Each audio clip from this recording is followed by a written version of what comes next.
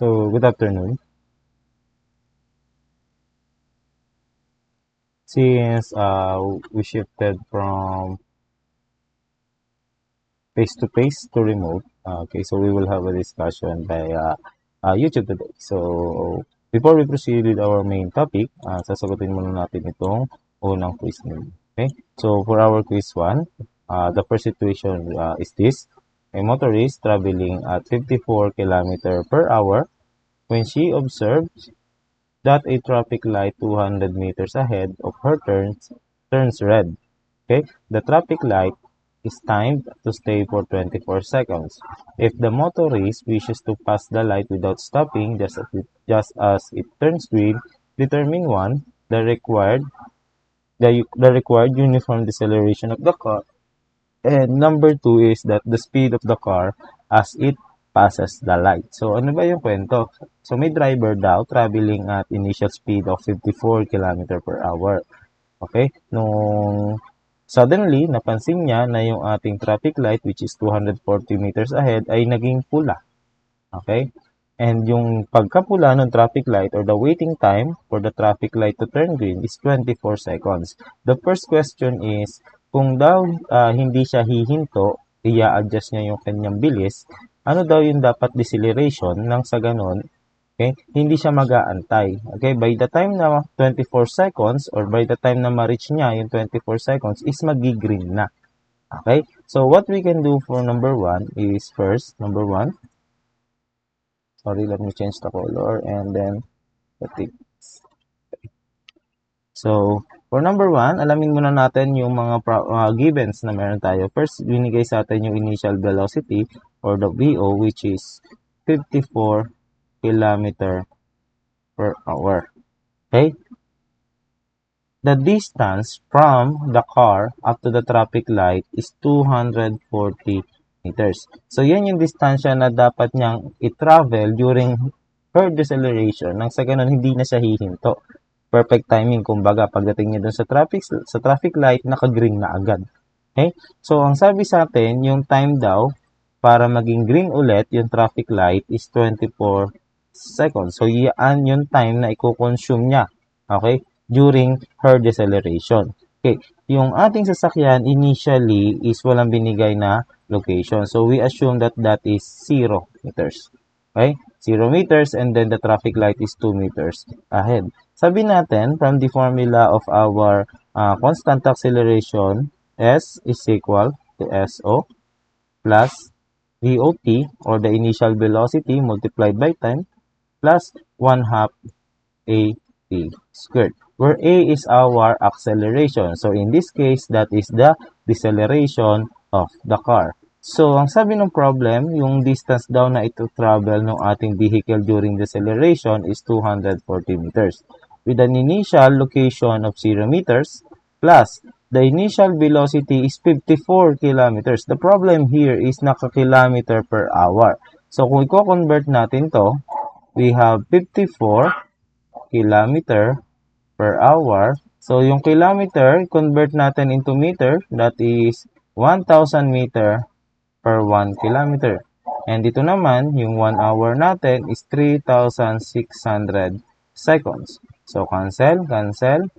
Yung ating hours, maka-cancel, or hour rather, maka-cancel. And here, our VO, or the initial velocity, is 15 meters per second. So, ito yung initial velocity ng sasakyan. Okay? So, we have here 15,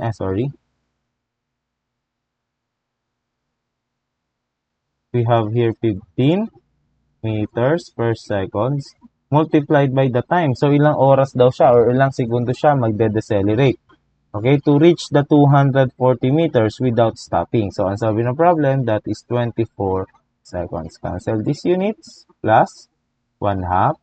The acceleration is unknown multiplied by the time. We have 24 seconds. So, ilalabas ko na yung seconds and then i-multiply ko by squared in so that yung unit natin dito ay magiging meters per second squared. So, this is meters. Okay? Let me write the unit. This would be meters. Okay? So, here we can now find the acceleration of the car. So, meron tayong 2 meters. So, 240. Okay. So, 240 minus 15 by 24 divided by 24 squared. Okay, then, i-multiply natin to by 2. We have here negative 0.4167 meters per second squared. This is now the constant deceleration of the car.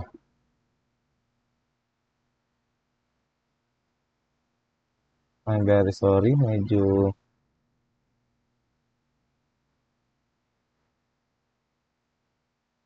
For number 2, ang tanong naman sa atin sa pangalawang tanong is... Ay, gumana ng scroll ng aking drawing tab. The second question is the speed of the car as it passes the light. Ano naman yung bilis ng kotse, okay, as it passes the light? Now, gaano ba kalayo nga ulit yung ating sasakyan mula dun sa ating traffic light? That is 240 meters. Okay? So, if the question is the velocity of the car, the final velocity, we have two formula. Okay? Kahit alin naman doon, pwede. Pero ang gagamitin ko na lang is the velocity as a function of position. So, try natin yon. Sabi natin, velocity as a function of position, we have here the final velocity squared is equal sa initial velocity squared plus 2as minus so. Okay? So, unknown sa atin yung final velocity. So, hayaan lang natin. Our initial velocity is 15. Sorry, nabura ko pala ito kanina. This should be plus 15 meters per second squared plus 2 multiplied to our deceleration na 0.4167 meters per second squared multiplied by our position or our distance na 240 minus 0. Here we can now find the velocity. We have 15 square root ng 15 squared minus 2 times 4.4167 times 240. We have here 4.998 meters per second. Or if we want to get the equivalent of this in kph, we just have to multiply this by 3.6 or 4.998 times 3.6, we have 17.99 kilometer per hour. Okay, so that is our answer for number 2.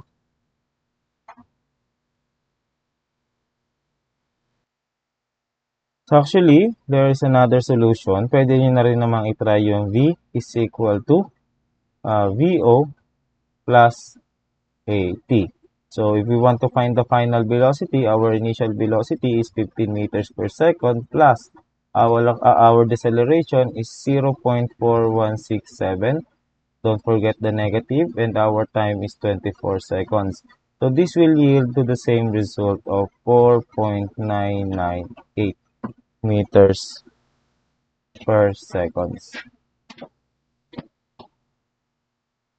Alright. So here we have situation number 2. Actually, tricky lang si situation number 2, pero it is just as easy as the question number 1 or the situation number 1.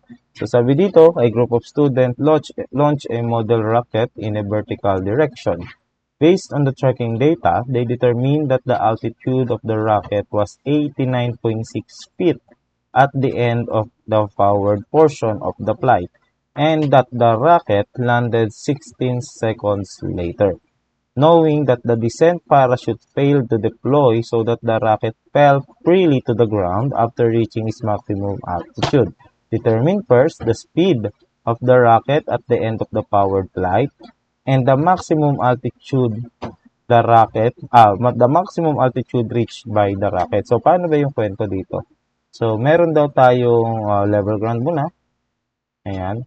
Meron tayong rocket. So, yung rocket natin lumipad.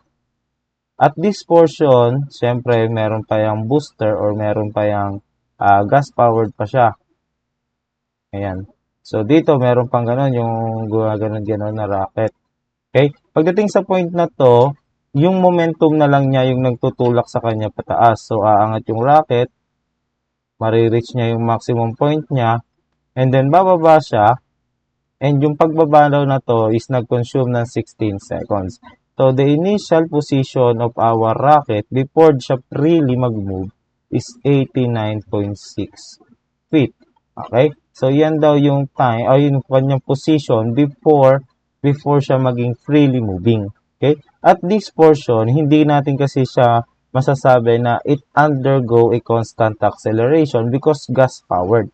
Okay? Yung gravity natin, mag-a-act lang after maubusan ng gas. Okay? So, sabi sa atin, yung, let's say this is our point A, okay? And this is our point B, and say this is our point C. Okay? Yung from point A to B daw, ang time na na-consume natin is, what is the time? 16 seconds. So, 16 seconds daw yung time na na-consume from point A to B. Hindi rin sinabi sa atin kung kailan na-reach yung altitude or yung maximum position. Okay? But we can solve for that. The first question is the velocity at when the rocket emptied its gas. Nung naubusan ng gasolina, ano daw yung velocity ng rocket? So, dito yon, VA. That is the first question. The second question is the maximum altitude. Oops, sorry. Okay.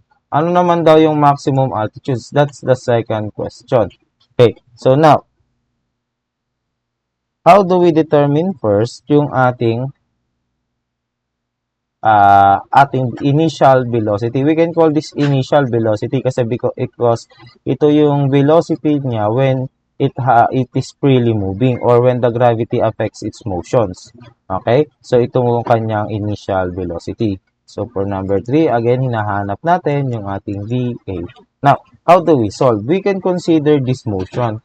Okay. Ano ba yung may data tayo? Ang sabi sa atin ng problem, meron daw data from point A to point B. So, yun yung i-consider natin. So, considering the motion,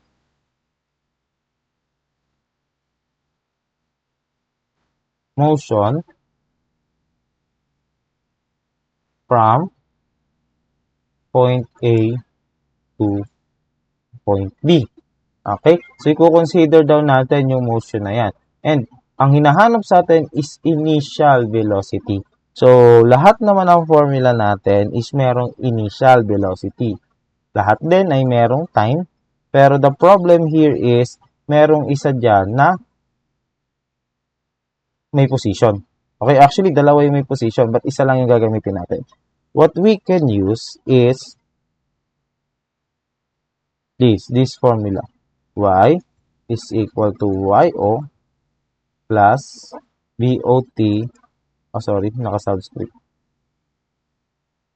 BOT plus 1/2 AT squared. So, ito yung gagamitin nating formula for this problem. Y being the height or the difference in the height, the vertical height of our particle from the ground.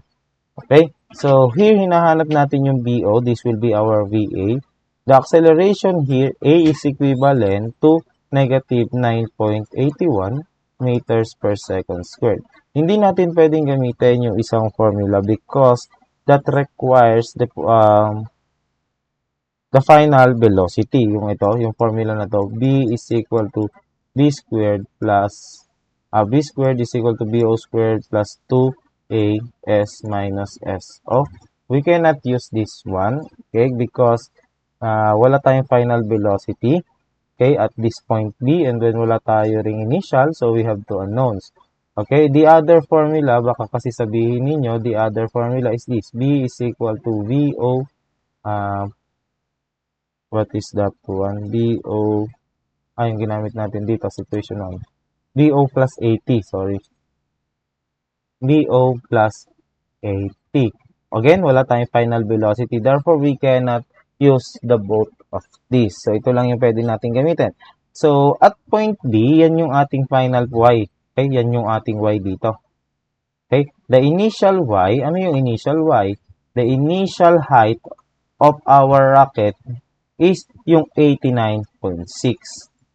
Okay? Yan yung initial height. Okay? Plus, unknown sa atin yung initial velocity. So, yung time naman is from point A to point B according to the problem, that is 16 seconds plus 1 half. Our acceleration due to gravity is negative 32.2 feet per second squared. Okay? Sorry, let me correct this. Naka-meter per seconds ito. In English units, this is 32.2 feet per second squared. And then multiplied by our time na 16 squared. How about the y? Here, that's the question. At point B, ano saan na ba mula sa ground yung ating rocket? So, ang sabi, at point B, nagland na siya. Therefore, the value of y is 0. Here, we can now determine the initial velocity BO equivalent to 252 feet per seconds. Okay? So, for number 4,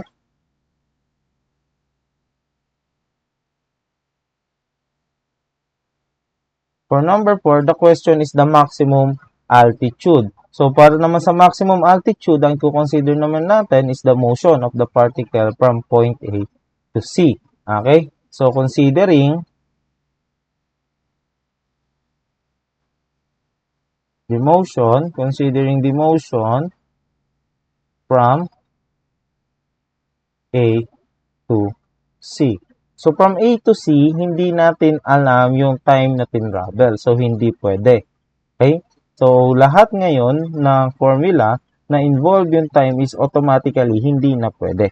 Like this one, hindi na siya pwede. Bakit? Kasi may time. Like this one, hindi na rin siya pwede dahil may time. Kasi unknown sa atin yung time unless otherwise, meron tayong formula or may condition to solve for the time. Sir, hatiin natin yung time na 16 seconds. Hindi. Because hindi naman same yung kanilang position or yung kanilang starting and the finishing position. Okay? So, dito, ang pwede ko lang munang gamitin is magwo-work muna ako sa formula na to. B squared is equal to BO squared plus 2AS minus SO. Ngayon, kung merong mga maging unknown dito, tsaka ko palang i-consider yun, the rest. Okay? So, ngayon, meron na tayong initial velocity, that is 252 feet per seconds, plus 2. Our acceleration is the acceleration due to gravity, and in English units, that is negative 32.2 feet per second squared, multiplied to our position na, okay, so our final position is unknown, yan yung hinahanap natin, okay? Yan ito, the final position at the maximum point. Minus the initial position is 89.6. Okay? Now, we forget here is yung squared. Sir, ano yung velocity? Hindi natin alam yung velocity at the peak. Sabi natin, kapag nasa pinakataas or na-reach na ng isang particle, yung kanyang maximum height, there is a temporary time na titigil siya. A split second na hihinto siya where the velocity kapag tumigil yung particle is 0.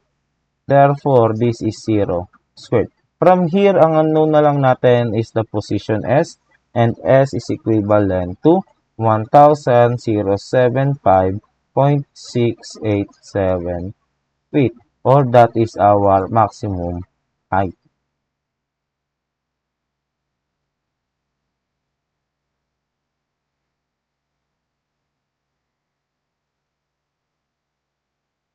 Alright, so for situation 3, hindi ko to pinasagutan kasi on your problem, so sa printed problem ko, hindi ko na-include yung negative 8. So, pagka wala yun, there will be no solution for this problem. So, kaya hindi ko siya pinagsagutan. Although, madali lang din naman.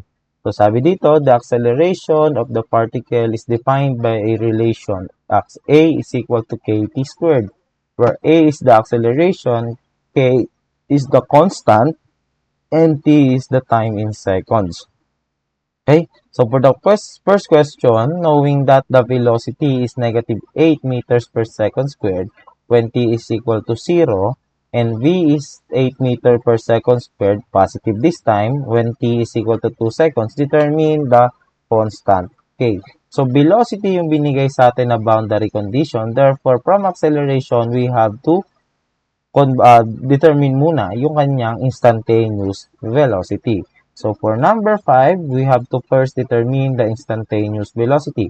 Sabi natin, the acceleration is the first derivative of the velocity.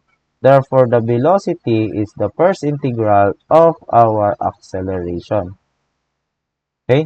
So, substitute natin, v now is equal to integral ng k t squared dt. So, ano muna tayo? Indefinite integration. Okay? And then, gamitin natin yung boundary condition. Although, pwede ka namang mag-direct nito, directly substitute the boundary conditions, wala namang problema doon. So, here we can now say that our velocity, since k is constant, ikakopy mo lang yan, the derivative of t squared is t cubed over 3. And since this is indefinite, there will be an arbitrary constant, c.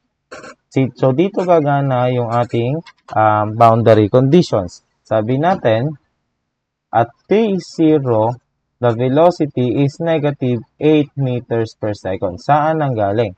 Doon sa ating problem. Okay? So, substitute natin. So, if the velocity is negative 8 meters per second when time is 0, therefore, this will be 0 cubed over 3 plus c, or c is equivalent to negative 8. Therefore, the instantaneous velocity is k t cubed over 3 minus 8. Now, the second boundary condition is that when time is equal to 2 seconds, the velocity is positive 8 meters per second.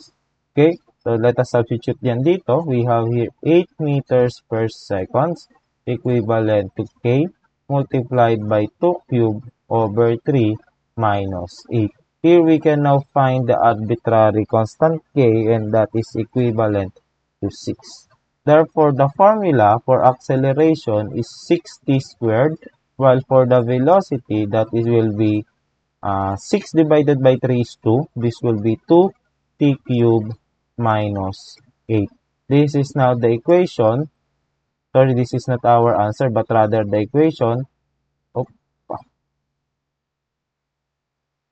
I'm going to delete.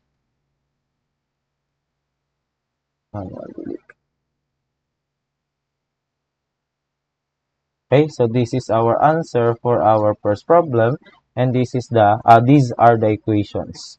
Okay? For number 6, ang tanong naman sa atin, write the equation of position knowing also that the position is 0 when time is equal to 2 seconds. So, how do we determine the position of the particle? Sabi natin, velocity is the first derivative of the position. Therefore, s is just the first integral of the velocity with respect to time. So, substitute our values. We have here s is equal to integral ng 2t cubed minus 8 dt.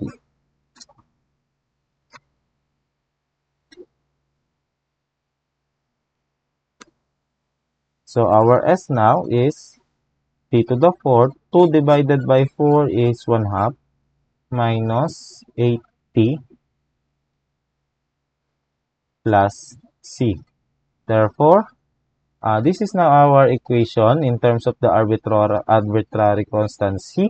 So, our boundary condition is s is 0 when t is equal to 2 seconds. So, at t is equal to 2 seconds, s is 0. So, we have here 0 is equals to t raised to 4 over 2 minus 8t plus c. So, we have now here, okay, tama. Hindi ko na i-substitute. Substitute na natin. We have here 2 squared, 2 raised to 4 rather, multiplied by 2. Baliktad. We have negative 8 multiplied by 2. So, our c now here is positive 8. Okay? Therefore, the equation of the position is S is equivalent to t raised to 4 over 2 minus 8t plus 8. This is the answer for number 6. So for number 7, the question is, what is the position of the particle after 3 seconds? Ano naman daw yung position ng particle after 3 seconds? So, S at t is equal to 3. We can substitute 3 here sa lahat ng value ng t. We have 3 raised to 4 over 2 minus 8 times 3 plus 8. Therefore, S is just simply 24.5 meters. Okay. And lastly, for number 8, the question is, what is the total distance traveled after 7 seconds? So, if we have here the equation of position, ano daw yung distance traveled after 7 seconds? So, again, kapag ganito yung problem, it is much better na gawa tayo ng table. The time and the position of the particle. We started with 0, 1, 2, 3, 4, 5, 6, and then 7 seconds. Now, sir, how do we determine the values of the S or the position of the particle in every second? So, what you can do here is substitute. Punta ka sa table, mode 7. And then, lagay natin itong equation natin, substituting x sa lahat ng t. Okay, kasi wala pong t ang calculator. Minus 8 alpha x plus alpha. Sorry, ba't naka-alpha ako? 8 lang. Equals, the start is 0, the end is 7, the step is 1. So, we have here, the initial position ng ating particle is at 8, 0.50, 0.50,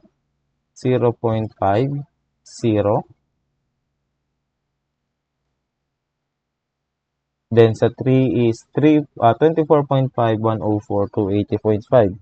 So, we have here 24.5, 104, and then 280.5. Alright, and then for the 6th and the 7th seconds, we have here 608 and 1152.5. 608 and then the 1152.5.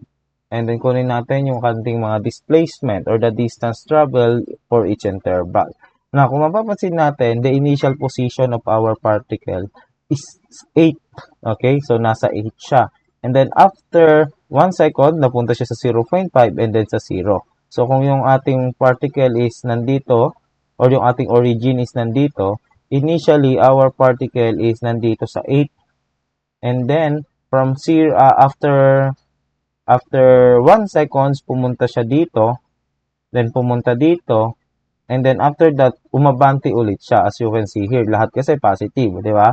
So, ito ay nasa 8, ito ay nasa 0.5, and then ito yung pinaka-0 natin, and then babalik ulit.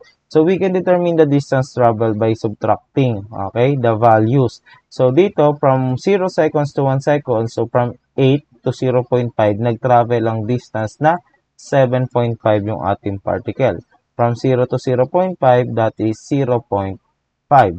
Okay? So, at this point, kung papansin ninyo yung trend, yung ating particle, iisa na lang yung direction. Okay? Papunta lahat sa positive direction. From 0 to 115 to 0.5. Therefore, kung isusubtract nyo yan, pag susubtract-subtractin nyo yan, ang makukuha nyo lang din namang total is 1152.5 or 1152.5 minus 0. Similar to this, 8 minus 0 is just 8 or 7.5 plus 0.5. Diba? So, that is the shortcut. Ito yung unang portion ng kanyang motion. This one is the second portion. So, this is 8.0. So, the total distance traveled by our particle is 1160.5 and this is our answer. Okay? So, balikan natin. Kinuha natin yung ating mga position with respect to time from 0 to 7 seconds. Okay? So, from our observation, kung mapapansin natin, the initial position of the particle is at 8. And then after 2 seconds, pumunta siya sa 0. So yung unang direction niya, kung ito yung ating origin, nandito siya, papunta doon. Papunta doon. And then after niya ma-reach yan, nung nandito na siya, pumunta naman siya doon hanggang sa marating niya yung 1152. And our displacement is just the difference from our final position minus the initial position. Right, so our total distance traveled is 1160.5. For number 4, this one is a bit complicated actually. Medyo komplikado ito, lalo na sa pagdodrawing kasi we have to draw yung ating velocity. Okay, velocity time graph. So, sabi dito, a car is traveling at a constant speed of 54 km per hour when its driver sees a child into the road. Child run into the road. So, the driver applies her brake until the child returns to the sidewalk and then accelerates to resume her original speed of 54 km per hour. The acceleration record of the car is shown in the figure, assuming that x, or the position of the particle when time is 0, is also 0. First, determine the time t1, which the velocity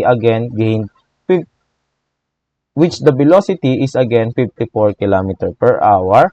And number 10, the position of the car at that time. And then 11 is the average velocity of the car during the interval na 1 seconds to t1. Okay? So, first, determine muna natin si t1. So, paano nga yung ginagawa natin?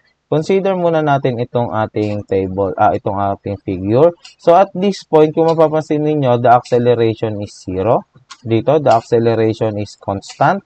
Dito naman, the acceleration is meron degree na 1. At dito, may acceleration, ang acceleration is degree ng 1. So, kung titingnan natin ito, we can say that our velocity at this point, the velocity is constant. The velocity is in the degree of 1. Okay? Our acceleration degree of 2. And then our velocity rather is degree of 2. And then dito, degree of 2 rin. Okay? Subo muna merienda. Okay. Sabi natin, the relationship between the AT and the VT graph is that the area ng ating acceleration time graph is the change in velocity or delta V. Okay, so ganun yung gagawin natin. Hatiin natin to ng segment. So, ito yung unang segment, second segment, third segment, and fourth segment. Actually, yung problem, hinati niya na yan into segments. Okay? So, the first segment is when the time is greater than or equal to 0 but less than or equal to 1. Our change in velocity is equivalent to 0 kasi wala namang area yung line. Therefore, the velocity at 1 second minus the velocity of 0 is equal to 0. Sir, ano yung VO? Merong velocity at 0 dito which is 54 km per hour. Yung 54 km per hour, na-convert na natin to kanina. Okay, so yung 54, pag dinivide mo yan by 3.6, that is 15 meters per seconds. Okay? So, kung 15 meters per seconds yan, therefore, we can say that our V1 is also 15 meters per seconds. Okay? So, ngayon, let's move forward. When time is greater than or equal to 1 but less than or equal to 2, that is our second time frame here. Okay? So, the change in velocity now is equivalent to the area ng ating graph, which is negative 6 multiplied by 1. Ang width neto is 1, di ba? 2 minus 1, ito ay 1. Okay? So, this is 2 minus 1 or negative 6 by 1. Our change in velocity is the velocity at 2 seconds minus the velocity at 1 seconds. That is negative 6.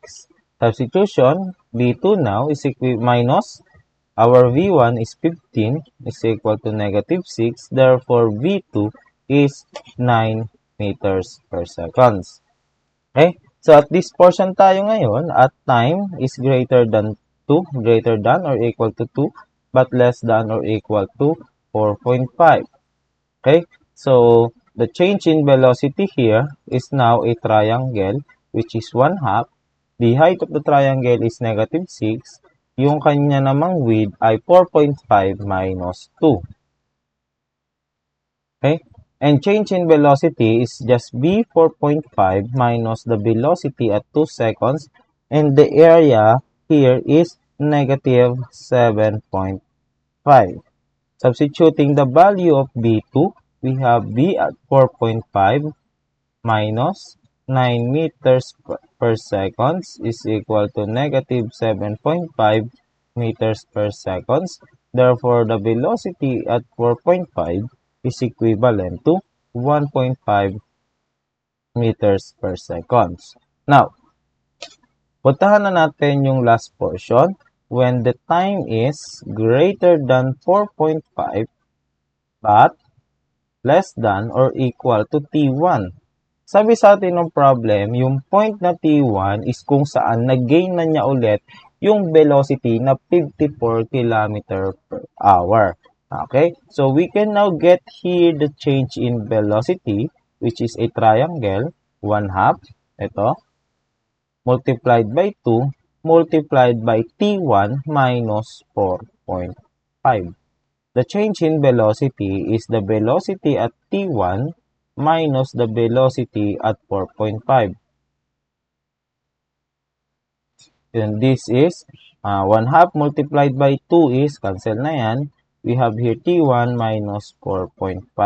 Substitute the value of the velocity at 4.5. We have here, rather, the BT1 muna, sabi sa atin ng problem, at T1, babalik na sa 54 km per hour or 15 meters per second.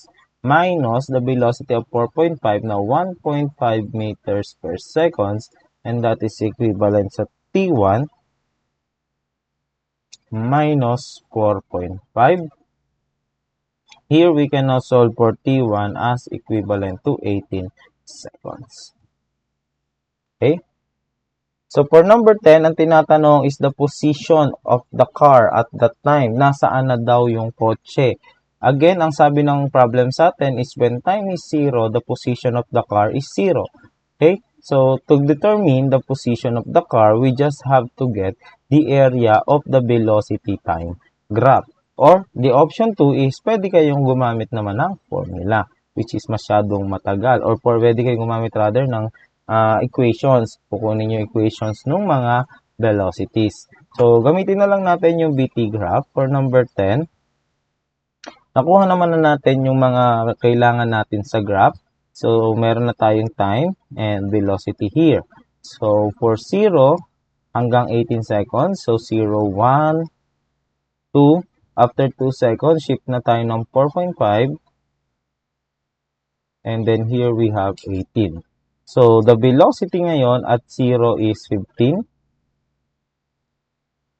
meters per second. The velocity at 1 is also 15 meters per second. Ilagay natin dito yung unit.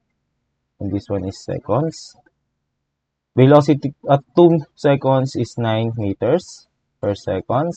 The velocity at 4.5 is 1.5 meters per second. And then lastly, at 18 seconds, that is 15 meters per second. Actually, may isang technique akong ginagamit. That is yung tinatawag na PNDI circle. So, yung circle na yan is something like this. Yan. Kapag daw yung ating relationship is ini-integrate like this one, kapag may acceleration ka, i-integrate mo to determine the velocity. Yung velocity, i-integrate mo to acceleration. And to determine the curvature of the graph, ito yung ginagamit namin. So, we have here positive decreasing minus negative increasing, negative decreasing, positive increasing. So, paano ginagamit yan? Kapag daw yung acceleration mo, kagaya nito is negative since nasa baba siya ng horizontal axis and the magnitude is negative 6 to 0 or the magnitude is decreasing, bumababa, ano. So, hindi natin kino-consider yung sign convention. Ang kino-consider natin is the magnitude. So, pababa yung magnitude ng acceleration and this is negative. So, that is negative decreasing. So, ito yon. Ito namang nasa taas, this is positive naman, pero the magnitude is decreasing. So, ito yon. Ngayon, ito daw yung magiging curvature ng graph. Since the degree here is 1, the degree here is 1, pagdating natin ng velocity, the degree is 2. Okay? So, we will use that to graph our velocity time curve. So, medyo hindi ganun kaganda yung magiging graph ni sir kasi ang drawing tablet lang yung gamit. Okay? So, we have here, divide ko lang ito. Siguro hindi ko na lang gagawing accurate. 0, 1, 2, tsaka 18. And then, ito yun na lang siguro by 3. 6, 9, 12, and then 15. Then, change color tayo. So, at, sorry, lagyan ko muna ng unit. This is 3, 6, 9, 12, and then 15. This is 0. This is 1. This is 2. This is 4.5. And this is 18. Actually, itong PNDI circle is hindi talaga itinuturo. Just i-technique lang na mabilisan. Okay? For mabilisang calculation. Pwede nyo naman actually i-detalye. Pero in my case kasi, tuturo ko na lang. Okay? So, at 0 seconds, our velocity is at 15. At 1 second, the velocity is also 15. So, nandito. At 2 seconds, the velocity is 9. At 4.5 seconds, the velocity is 1.5. And then at 18 seconds, the velocity is 15. Okay? So, what are the lines? So, dito, again, the degree or the curve here is 0 or wala. Therefore, pagdating natin sa velocity, that is a constant or a horizontal line. Dito naman, our degree is constant or the acceleration is constant. Pagdating sa velocity, that is a inclined line. Okay? Pagdating dito sa point na to, from 2 to 4.5, again, dito napapasok si PNDI. Okay? PNDI. Yung iba ang tawag dito ay DD diagram kasi DIDI. Okay? Kahit alin, pareho naman tama. So, at this point, the degree of the curve here is 1. Therefore, pagdating mo dito, magiging 2 or parabolic. Pero, paano yung itsura? Gagamit tayo ng PNDI. So, this is negative. So, negative yung ating acceleration. But, the magnitude is papababa from negative 6 to 0. Or therefore, negative decreasing. So, negative decreasing tayo. Ganito yung curvature. Yan yung follow natin curvature at this one. Okay? So, yan yung gagamitin natin at quadrant 3. Pag ganun. Ayan. Okay? And lastly, sa last portion, this is positive and the magnitude is decreasing. So, pag ganito naman, quadrant na to. Okay? So,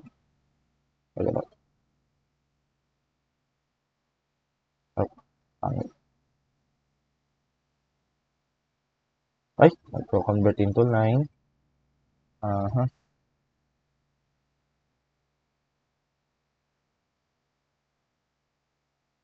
Pag ganyan. Ayan. So, ito ngayon yung ating velocity. Ito ngayon yung ating velocity time graph. Okay? So, ang gagawin natin is we will determine the area. So, hatiin ko lang per segment. Okay. So, ngayon, let's say this is our area 1, this is our area 2, this is our area 3, and this is our area 4. So, yung position ng particle is just the area under the curve. For example, the position at 1 second or the distance traveled at 1 second is yung ating initial or the area na to minus the initial position. So, ganun lang naman. Okay? So, i-try nga natin. So, at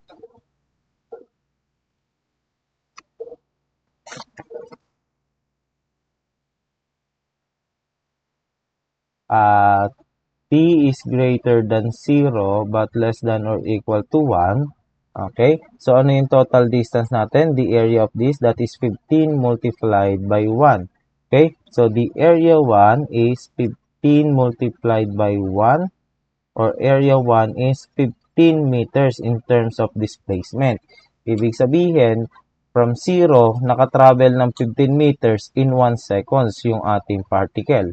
Okay? So, ngayon, move forward tayo at t is greater than 1 but less than or equal to 2. Ito naman, trapezoidal, yung ating area. So, area 2 will be 1/2 nung dalawang base.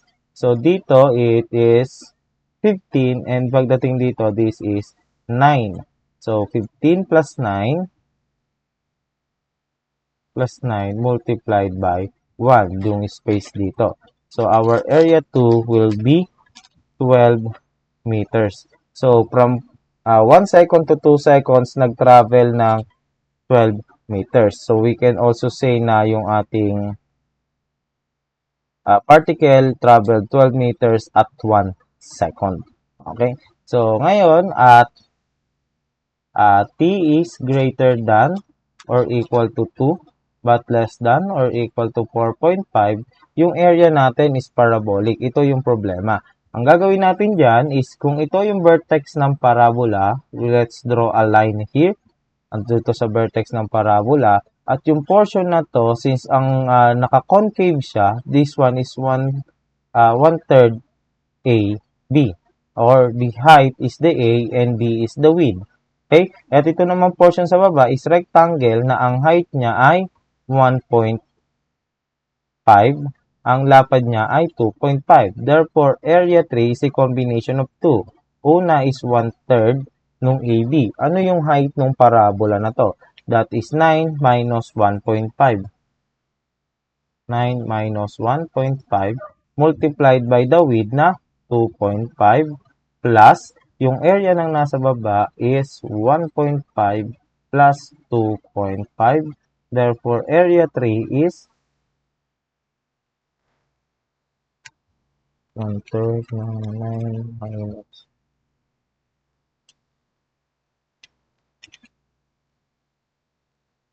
Sorry, let me correct this. This should be multiplication. 1.5 by 2.5.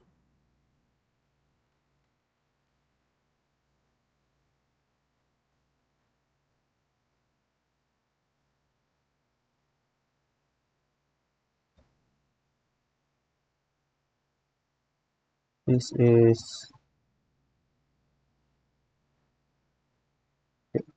third ng times 2.5 or this is 10. Okay, 10 meters. So, from this point, ang na-travel naman ng particle natin is additional 10 meters. Okay? So, ngayon, lastly, at time is greater than or equal to 4.5 but less than or equal to 18 seconds, our area 4 is now this parabola. So, same condition. Ito yung vertex, ito yung naging vertex ng parabola natin kasi dito nag-0. Tama? Okay, so dyan nag-0 yung ating triangle. Therefore, yan yung vertex ng parabola. So, hatiin ulit natin si area 4. Meron tayong itong parabolic spandrel pero this time naka-convex naman. So, ang formula kapag ganito is 2/3 AB naman tayo. Okay? So, 2/3 AB naman. So, this will be 2/3. Ano yung height? That is 15. Ito, minus 1.5. 1.5 multiplied by 18 minus 4.5 plus yung nasa baba is 1.5 multiplied by 18 minus 4.5. Therefore, area 4 is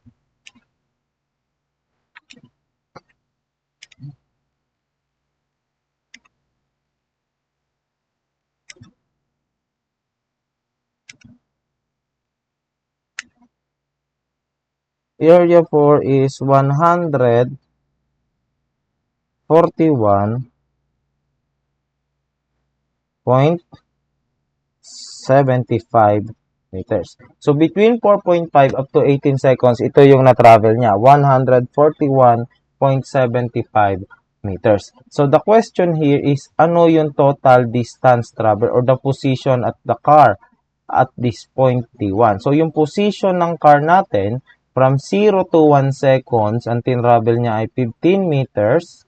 From 1 second to 2 seconds, dito, ang tinravel niya is additional 12 meters.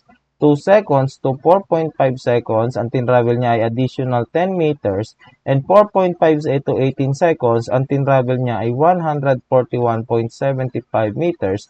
Therefore, yung final position ng ating particle is 15 plus 12 plus 10 plus 141. 15 plus 12 plus 10 plus 141.75.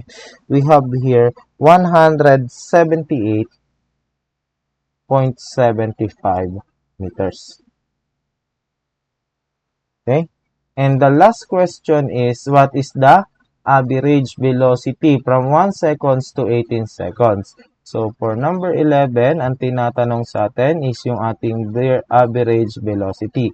And that is just S18 minus S1, or the position at 18 seconds minus the position at 1 seconds over the change in time. Sa position natin at 18 seconds, sabi natin nasa 108.78.75 meters tayo. At 1 seconds naman, sabi natin, or 1 second, nasa 15 meters tayo. Okay? Divided by the difference between the time. So that is 18 minus 1, or therefore the average velocity is just 9.632 meters per seconds, or that is, multiply nyo lang sa 3.6 para maging kilometer per hour. 34.676 kilometer per hour. Okay, this is our answer for number 11. Again, yung conversion from meters per seconds to kilometer per hour. Kilometer per hour. Ang ginagawa natin is multiplied by 3.6. Kapag ka naman kilometer per hour to meter per seconds, ang ginagawa naman natin is divide 3.6. Okay, yan yung conversion. Alright? So, kung tatanungin ka dito, saan na daw yung particle natin, or what is the position of the particle at 2 seconds, that will be, at 2 seconds, nasa 27 meters na siya. Or what is the displacement or the distance traveled by the particle after 2 seconds? 27 meters din. Okay, 27 minus 0. Ang tanong naman, what is the distance or the displacement of the particle from 2 seconds to 18 seconds? That is 100, or kunin mo yung sum na to, minus yung sum na to. Okay, 178.75 minus 27 meter, that is the displacement of the particle at 18 seconds. Okay, from 2 to 18 seconds. So that would be all for this discussion. That is the solution for your quiz number 1, and hopefully makarecover para sa exam. Thank you and God bless.